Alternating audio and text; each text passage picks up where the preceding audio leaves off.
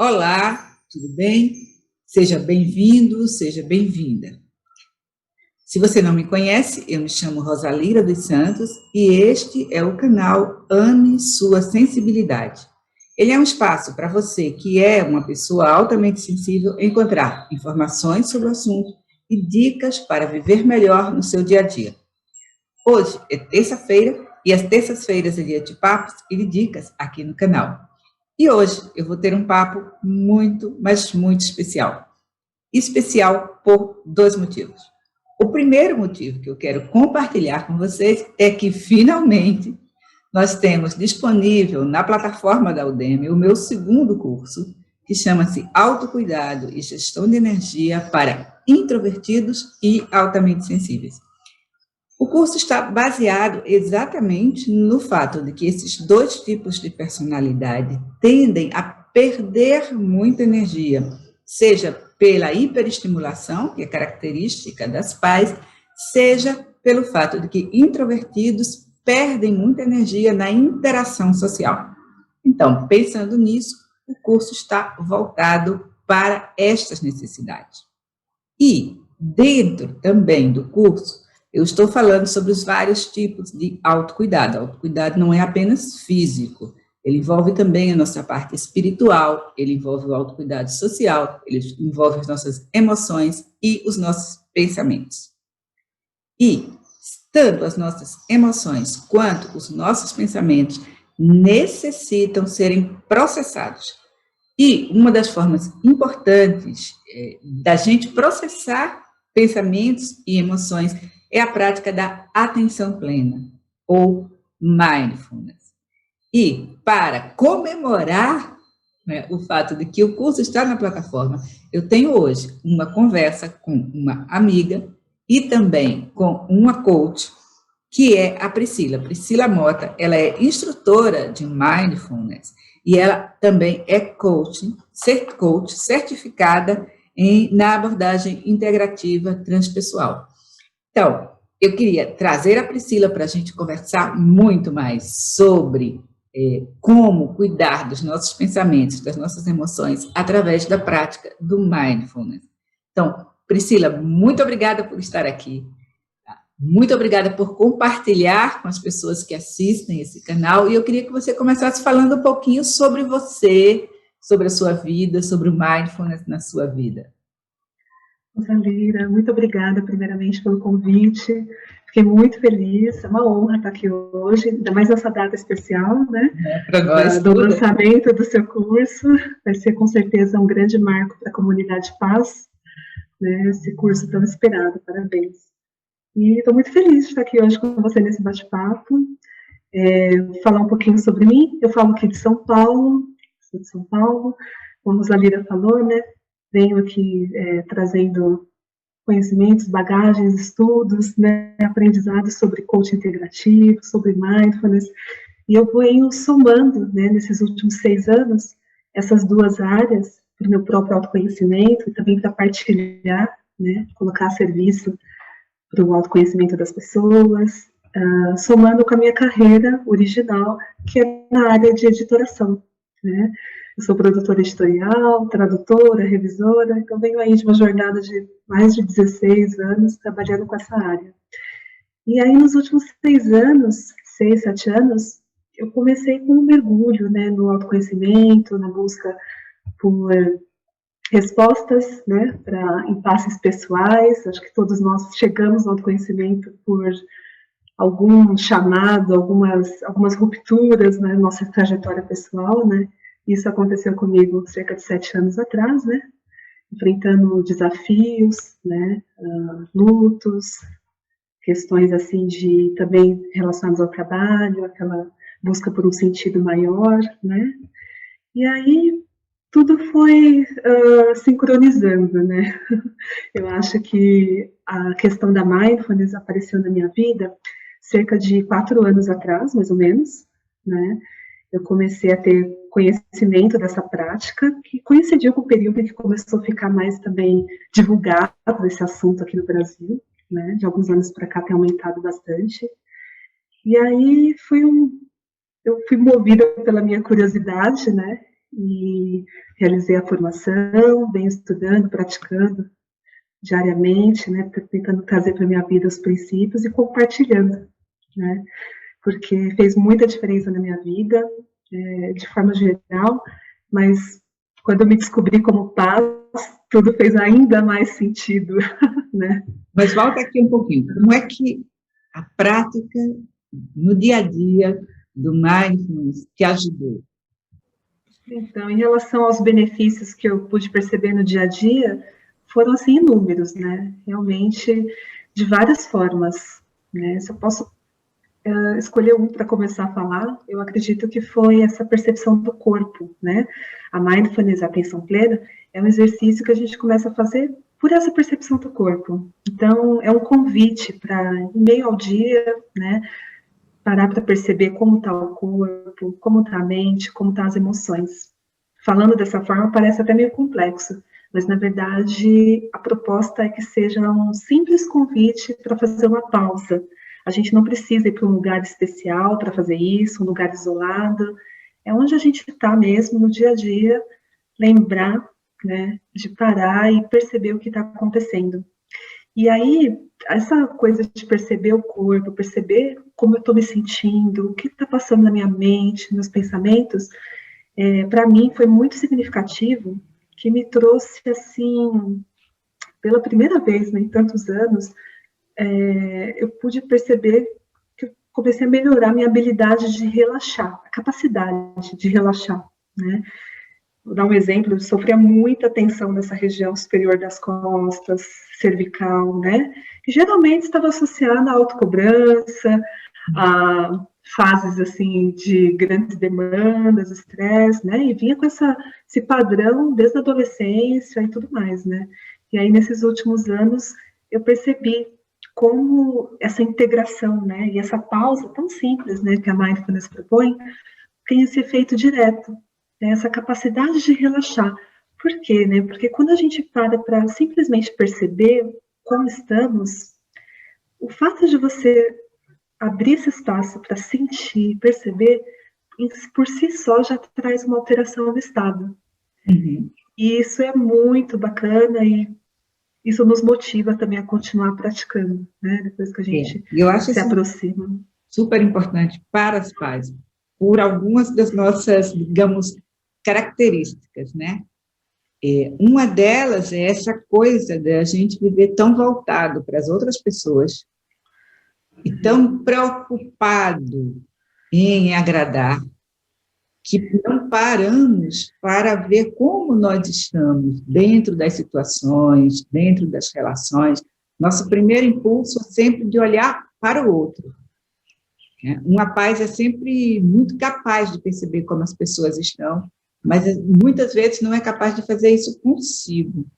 Então, essa é uma coisa que eu acho bem importante. E a outra coisa que você falou que eu acho bem importante, e é simples, que é a pausa. Pausar para nós é uma dificuldade, é outra dificuldade. Por mais que a gente precise, né, pausar, parar, de novo, a gente está tão ocupado atendendo demandas, acumulando demandas, não dizendo não, entupindo a agenda, que não consegue parar e relaxar, como você disse. Que é outra dificuldade, principalmente, a gente estava aqui conversando um pouco antes sobre o nosso, o seu, o meu, o nosso perfeccionismo. E perfeccionistas têm uma dificuldade enorme em relaxar. Sim, sim. Né? Como se tivesse uma necessidade de estar atento, né, a qualquer solicitação, né? E de estar fazendo, né? Uhum, sem poder falhar. A minha avó brincava dizendo que não importa quantas tarefas a gente cumpra, sempre vai haver mais tarefas para serem cumpridas. Não importa, se você fizer uma lista, lista do que eu já fiz, lista do que falta fazer, a lista do que falta vai ser sempre maior. Então, quando eu me chamo, como eu gosto da palavra que você usa, convite, né? Quando eu me chamo para parar e olhar como eu estou, eu mudo meu foco do externo, que é o nosso foco, costuma ser, eu mudo meu foco para nós. Eu acho isso bem importante. É verdade. E é um movimento que é bastante ousado, né? No mundo que a gente vive hoje, um mundo acelerado, um mundo pautado no fazer incessante. É um movimento que destoa um pouco de como as coisas caminham e até como a gente sente que há um senso de que é o único caminho possível, é ficar sem parar, né? Não Como fazer é que você pausas. sente isto? Como é que você sente andar na contramão, por exemplo, no seu trabalho, no seu dia a dia, como pessoa que precisa fazer compras, voltar para casa, cozinhar? Como é que você sente essa sua consciência de querer um ritmo diferente versus a pressão? Então, como eu comentei, né, no comecinho, essa era uma dor para mim, né? Esse desacerto, esse descompasso entre o meu ritmo, que parecia um ritmo mais natural para mim, e o ritmo do meu entorno, né? Da minha rotina, das situações em que eu tinha que percorrer ao longo de um dia, de uma semana, né? Isso vou dizer que é um aprendizado recente, né? E mindfulness me ajudou muito, muito mesmo. Segundo lugar, me reconhecer como paz me ajudou muito mais ao validar isso, né? Perceber que duas coisas. Acho que mindfulness me trouxe uma percepção de que aquela necessidade que eu tinha de respeitar o meu ritmo, de fazer algumas coisas nesse ritmo mais concentrado, que isso era melhor, mas me sentia melhor, não era uma necessidade só minha, mas nessa abordagem era um caminho de saúde, de bem-estar. Então ali eu encontrei também um sentido, né, na mindfulness. É como que uma validação de que essa necessidade é real, né? Porque acho que uma coisa que acontece, como paz, é sentir assim um desajuste, né? Como se fôssemos estranhos, se tivesse algo errado com a gente, né? Uhum. E aí perceber, reconhecer que isso é real, né? Na verdade, são necessidades concretas da minha estrutura física, psíquica, né? Perceber isso, que é um traço que eu possuo, me fez validar muito mais, né? E aí, como eu comentei, né? A mindfulness, ao convidar a gente para fazer essa pausa e parar para se perceber, o que a gente ganha com isso também?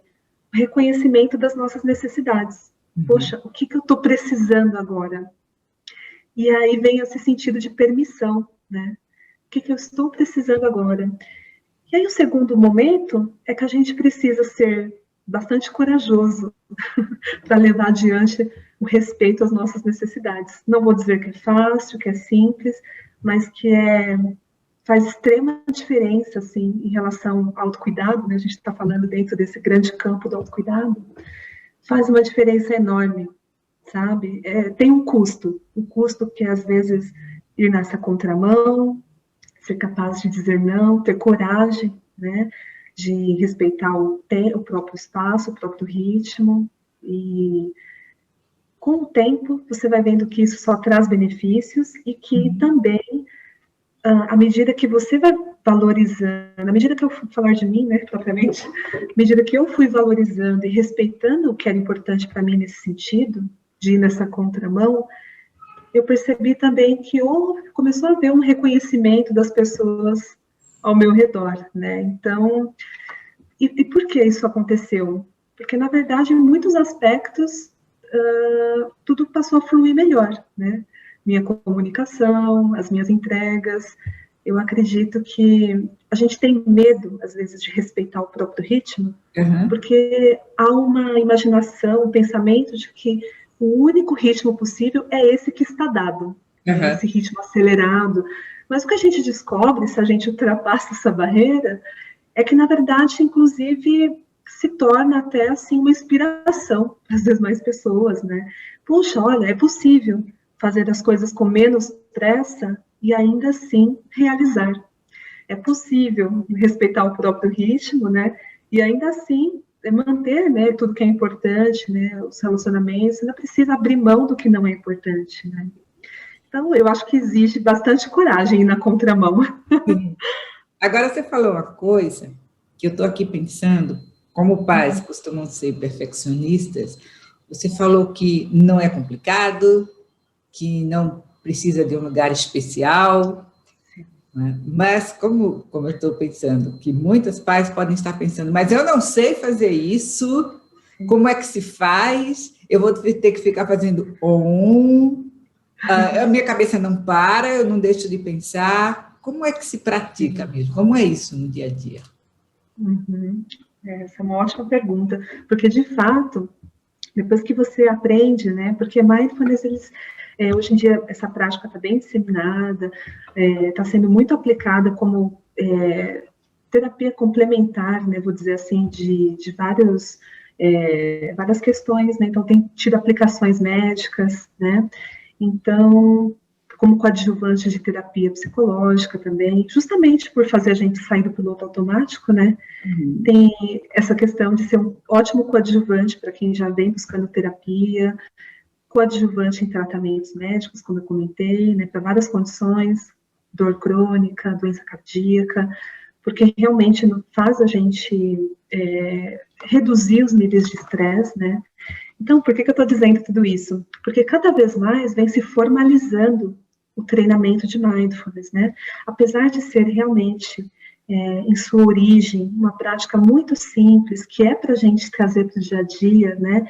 Trazer até mesmo assim, conforme você vai se tornando mais familiarizado, como estilo de vida, na verdade, existe, para dar os primeiros passos, um treinamento, né? Existe uma proposta de treinamento, em que a gente aprende, começa a aprender por meio de práticas formais, né? Que são exercícios, geralmente guiados, para fazer essa percepção do corpo, para perceber a respiração, para perceber a mente. Existem inúmeros exercícios que, dentro de um treinamento, são ensinados, né? Os treinamentos de mindfulness, eles duram em média 8 semanas, mas tem formatos que são mais abertos, né? Como 4 semanas, enfim. Mas também dá para começar a fazer de forma independente, né? Mas por que eu digo tudo isso dessa base? Porque essa proposta é que realmente dá a base para você aprender os princípios, o que está por trás desse treino de atenção, que é a mindfulness, né? Todos os componentes que a gente chama de atitude, que são ensinados também no treinamento. Para falar de atitude, vou falar um pouquinho sobre compaixão. Eu sei que é um tema que você aborda muito aqui no canal, autocompaixão, né? A gente traz isso para a prática de mindfulness, né? A autocompaixão, a curiosidade, o desapego. Então, ao longo, né, do treino, a gente vai aprendendo todas essas coisas. Mas, Priscila, por que pode ser tão simples quanto, né, fazer a qualquer momento? Porque, na verdade, você parar para se observar não vai exigir muito de você mesmo. Como eu comentei, não precisa, para fazer um exercício de mindfulness simples no seu dia a dia, ir para um lugar específico, preparar todo o ambiente. Na verdade, não. A proposta é até essa mesmo, de que a qualquer momento você possa parar, alinhar sua coluna, né, encontrar uma posição alinhada entre coluna, toda a extensão da sua coluna, pescoço, cabeça, fechar os olhos, se sentir confortável, e colocar atenção na respiração, sentindo o peso do corpo, situando como você está naquele momento. Se perceber, né? A gente chama até isso de aterramento, um exercício de aterramento. Sentir os pés firmes no chão. E aí, nessa introspecção, que pode ser tão breve quanto 1, 2 minutos, se investigar o que se passa agora na minha mente, nas minhas emoções. E esse movimento, você vê, pode ser tão rápido, tão breve e sem exigir nada de especial, já pode fazer com que você volte às suas atividades do dia a dia com outro direcionamento, com outro estado, né? Então, é uma prática excelente para fazer transição de atividades. Eu acho que nós, como pais, temos um pouco essa sobrecarga também junto com o perfeccionismo, a gente quer, assim, dar conta de tudo, se preparar muito bem e, né, muitas vezes se pega um dia cheio de compromissos, é excelente entre uma atividade e outra você fazer esse breve exercício. Ele está falando uma coisa que me chama a atenção, é que não se trata, né, como muita gente pensa e tem medo de parar de pensar. Ai, meu Deus, eu nunca consigo parar de pensar. Na verdade, você continua, só que o foco muda. O foco passa a ser você, a percepção de si mesmo, em vários aspectos, começando pelo corpo. E isso eu acho importante, porque realmente muita gente, com o tal do perfeccionismo, né, tem essa expectativa de que a mente vai simplesmente parar e sai frustrado, porque não é o que acontece.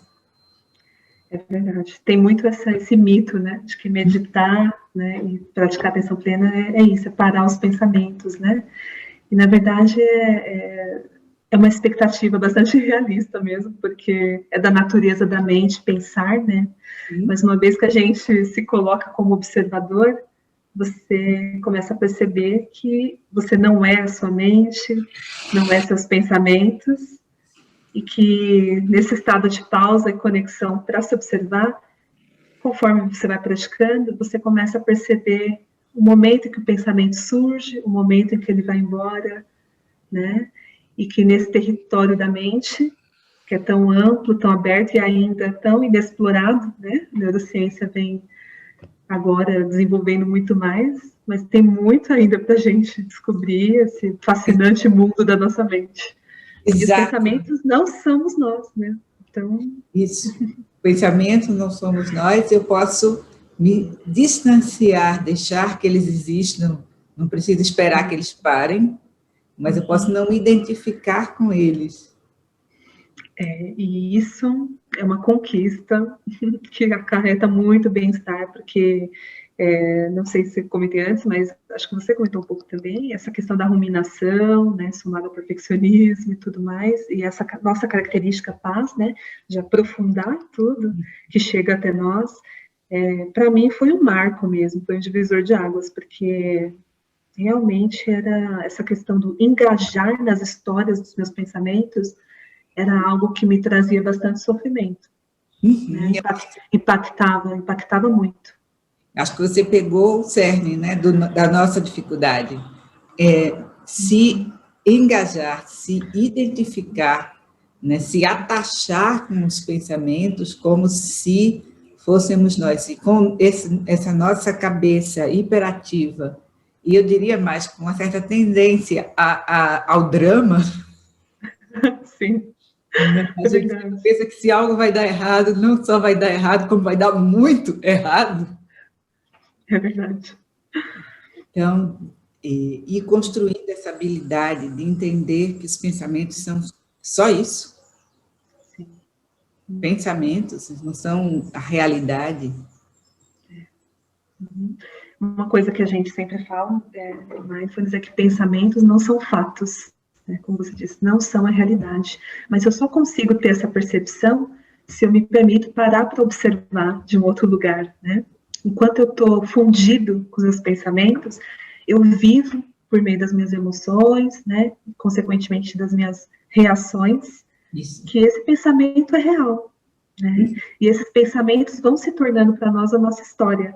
Então é muito libertador, né? Poder descobrir que tem esse lugar, né, que existe um lugar, um espaço entre os estímulos e as nossas reações. Às vezes a gente está pensando aqui de dramatizar, né?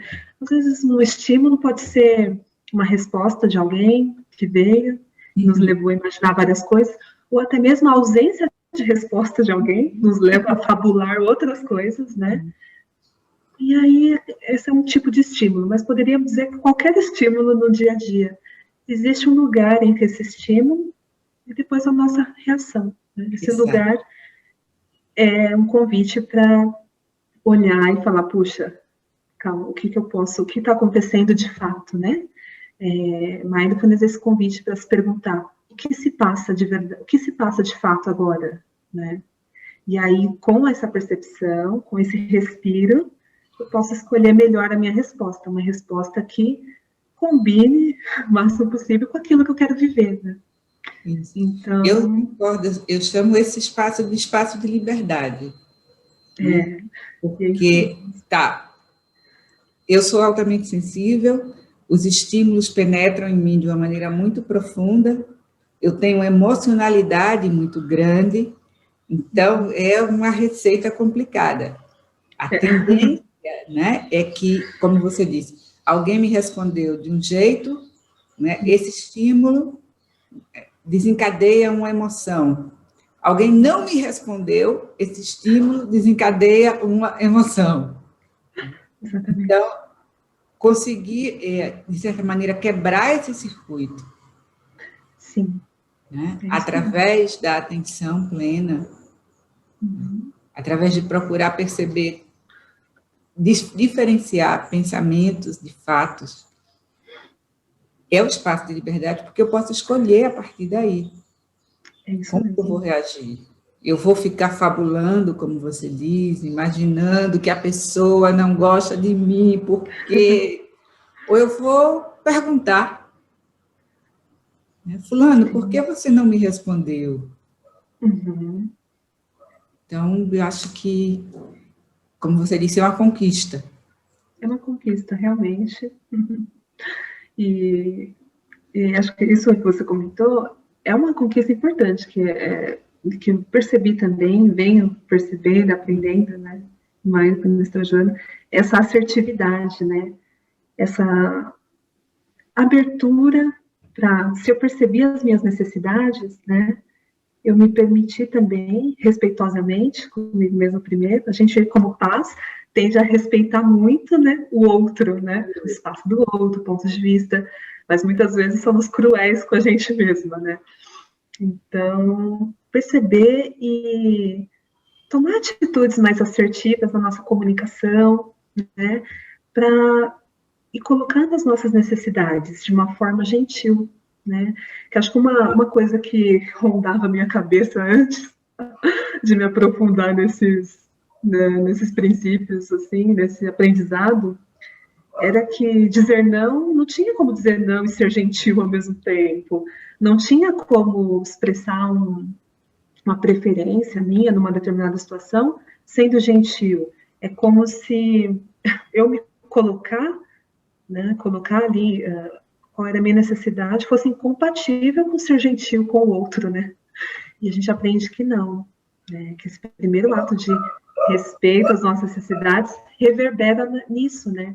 Uma comunicação mais verdadeira, uma comunicação mais sincera, para com a gente e para com o outro, né?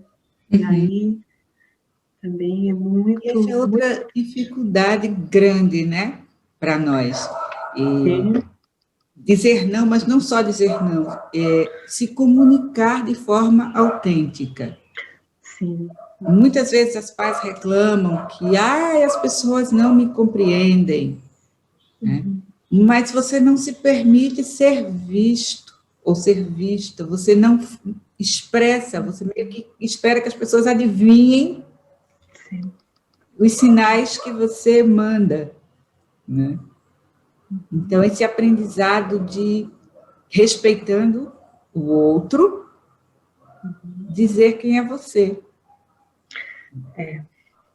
Esse realmente é um ponto, você tocou no ponto muito significativo, porque afeta toda a nossa vida, né? Acho que o impacto que isso traz na vida como um todo é muito grande e faz toda a diferença, né? Porque acho que tem esse senso mesmo, né? Acredito que nós, como pais, de achar que não são tão importantes as nossas necessidades quanto as dos outros. Sim. Eu sofria desse mal. E aí venho aprendendo a entender que as minhas necessidades são válidas, né? E que eu posso expressá-las também de uma forma que não desrespeite a minha essência, meu jeito, né? Isso é uma conquista muito grande mesmo. Priscila, nessa linha, e acho que um pouco para fechar um pouco essa conversa nossa, eu queria que você falasse mais sobre autocompaixão. Puxa, é um tema, Rosalira, que me toca muito, porque pessoalmente vivo essa história e com cada vez mais pessoas que eu compartilho sobre esse assunto, tem uma grande ressonância. A gente vive uma época em que a autocompaixão se tornou extremamente, assim, necessária, curativa, porque nós, né, estamos vivendo muito essa autocobrança, essa autoexigência, essa, como posso dizer, esse modo de, esse hábito, né, que a gente tem de só olhar para fora, gera também a comparação. Hoje em dia, muito mais, né, a gente vive imerso num mundo midiático, né, repleto de referenciais, de como a vida pode ser, né, e eu percebo muito que é um dos estímulos, por isso que eu trouxe aqui, para a gente fazer esse discurso com a gente mesmo, de que a gente não é bom o suficiente, a gente não é bom bastante, sempre nos falta mais do que a gente tem. Sim. Então, a gente só começa a olhar para aquilo que falta, para aquilo que não temos, né? E num movimento constante de comparação e auto-julgamento, né? Então, a autocompaixão, ela é assim, é um pilar da mindfulness mesmo, né? Vem de mãos dadas, porque é uma forma da gente, em palavras bem simples assim, né? É como aprender a ser um amigo para nós mesmos, né? E aí, esse amigo que eu estou olhando, parando para olhar ao longo do dia, fazer uma pausa, olhar para dentro, me dá esse lugar de... Me dá o carinho, me dá um lugar de respeito. Essa pausa da mindfulness é como dizer, eu me enxergo, né? Eu enxergo a mim mesma. Em meio a essa loucura, eu consigo parar para me enxergar. Enxergar o quê? Como eu sou um ser humano, como todos os outros, né? Quando a gente fala de autocompaixão, a gente acaba indo na raiz disso, é o olhar da humanidade compartilhada, né? Eu, assim como todos os outros, sou um ser digno de amor, sou alguém que busca a felicidade, sou alguém que só quer estar em paz e livre do sofrimento. Quando eu olho para mim com esse olhar compassivo, eu consigo, como a gente vinha falando, entender as minhas necessidades, entender os meus atos, entender os meus processos, e aí, ao acolher tudo isso, a gente se fortalece, fica mais resiliente, né? Fica mais consciente para nos permitir fazer escolhas melhores para nós no dia a dia, né? Seja um descanso, seja uma pausa, seja, enfim. Agora foi o meu, por incrível que pareça, tem alguém no interfone. Tranquilo. Vou dar uma pausa. Está gravando, tchau. Bom, a gente está se encaminhando aqui para o final do papo, mas eu queria fazer um pedido. Eu sei que você tem algumas meditações guiadas, eu sei que tem disponível, tem lá no seu Instagram, né? E eu queria perguntar se você pode, né, nos fazer essa doação de deixar para nós algumas, ou deixar um link para que a gente possa ter acesso a uma dessas meditações, qual você escolheria e por quê? Ai, puxa, com certeza, vai ser uma alegria poder oferecer isso aqui para a nossa comunidade, aqui, reunida pelo seu canal, que aproveito para dizer quanto seu canal, Rosalira, foi, assim, um marco mesmo nessa minha trajetória do ano passado para cá. Eu agradeço, perfeccionista não, perfeccionista que existe em mim. Não. Mas eu vejo... não, mas realmente é excelente o trabalho que você vem fazendo e tem ajudado muitas, muitas pessoas, e para mim vai ser uma honra e um prazer poder disponibilizar uma prática, né, de meditação. Eu acredito que, pegando um pouco na linha do que a gente conversou aqui, de que mindfulness pode ser uma prática simples, apesar de ter efeitos, né, tão abrangentes na nossa vida, que a gente percebe o quanto vai impactando na nossa vida em todos os sentidos, ela pode ser, sim, ser uma prática simples, e se praticada diariamente, Os resultados são muito bons para o bem-estar, né? Para essa autoconsciência, para o autoconhecimento, enfim. A gente, nesse papo, falou de alguns benefícios, mas são muitos mesmo. E eu acredito que eu vou, então, com muito carinho, preparar uma prática simples, que o pessoal possa recorrer ao canal para, quando quiser fazer essa pausa, esse exercício, de uma forma estruturada, poder encontrar. Bom, eu agradeço em meu nome, em nome de todo mundo. Eu amei essa palavra que você usou algumas vezes para se referir a nós, como uma comunidade. Eu acho que está se criando, sim, uma comunidade em que as pessoas não só recebem, como elas também contribuem.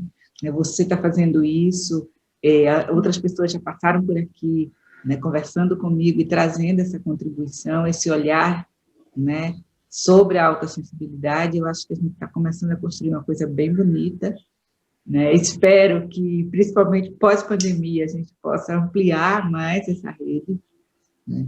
Mas, enfim, eu queria te agradecer muitíssimo, dizer eu que agradeço. Não só essa conversa, foi um prazer todo, a gente tem todo um trajeto que a gente vem fazendo juntas, né? E tem sido sempre uma descoberta, e agradecer também pela disponibilidade dessa meditação para nós.